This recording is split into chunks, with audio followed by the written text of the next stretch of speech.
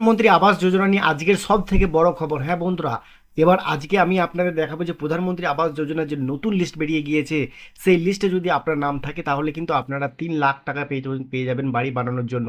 হ্যাঁ, যদি আপনার এই নতুন লিস্টে নাম থাকে তবেই কিন্তু আপনারা টাকা পাবেন, যদি লিস্টে নাম না থাকে তাহলে কিন্তু আপনারা টাকা পাবেন না। তো বন্ধুরা, এর জন্য প্রথমে আপনাদের মোবাইল, কম্পিউটার কিংবা ল্যাপটপ থেকে যে কোনো একটি ব্রাউজার ওপেন করে নেবেন। আপনাদের দেখানোর সুবিধার জন্য আমি কম্পিউটার স্ক্রিন থেকে আপনাদের দেখিয়ে দিচ্ছি। তো বন্ধুরা, ক্রোম ব্রাউজারটি ওপেন করার পর সার্চ বক্সে আপনাকে লিখতে হবে vbgramgrip.gov.in। তো আপনাদের সুবিধার জন্য এই লিঙ্কটি আমি ডিসক্রিপশনে দিয়ে রাখবো, ঠিক আছে? তো এখানে একটু নিচের দিকে চলে আসবেন। নিচের দিকে আসার পর একটি ওয়েবসাইট কিন্তু আপনারা দেখতে পাবেন। এখানে দেখুন ডিপার্টমেন্ট অফ রুরাল ডেভেলপমেন্ট। এখানে যে ওয়েবসাইট দেখতে পাচ্ছেন www.dord.gov.in।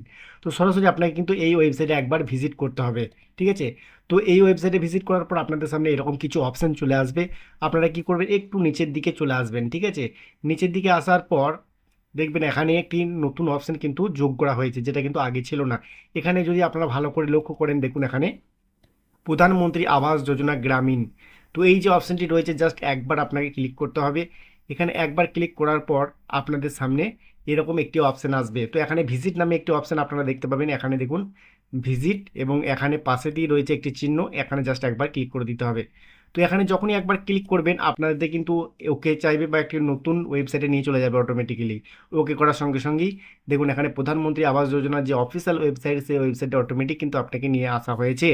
এখন আপনাদের যে কাজটি করতে হবে বন্ধুরা, এখানে যদি ভালো করে লক্ষ্য করেন, দেখুন এখানে আওয়াজ সফট নামে একটি অপশন কিন্তু রয়েছে। জাস্ট একবার আপনারা ক্লিক করবেন।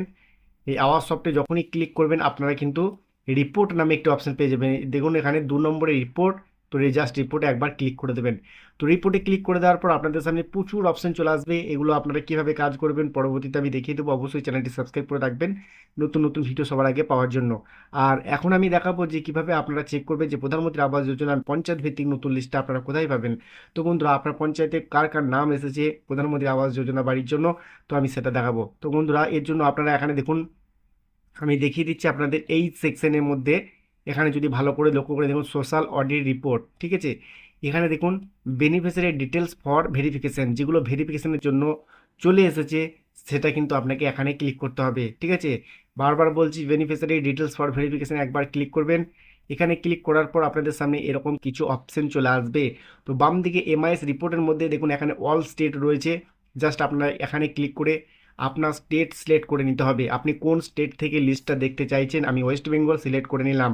তো ওয়েস্ট বেঙ্গল সিলেক্ট করার পর ওয়েস্ট বেঙ্গলের মধ্যে যতগুলো ডিস্ট্রিক্ট রয়েছে সমস্ত ডিস্ট্রিক্ট আপনি দেখতে পাবেন। আপনার পছন্দের বা আপনার যে ডিস্ট্রিক্ট সেটা বা জেলাটা সিলেক্ট করবেন।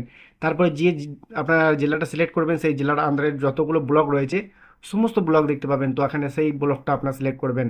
তো আপনার ব্লক সিলেক্ট করার পর সেই ব্লকের আন্ডারে যতগুলো গ্রাম পঞ্চায়েত রয়েছে বা অঞ্চল অফিস রয়েছে দেখা যাবে আপনার অঞ্চল বা পঞ্চায়েতটা আপনাকে সিলেক্ট করতে হবে।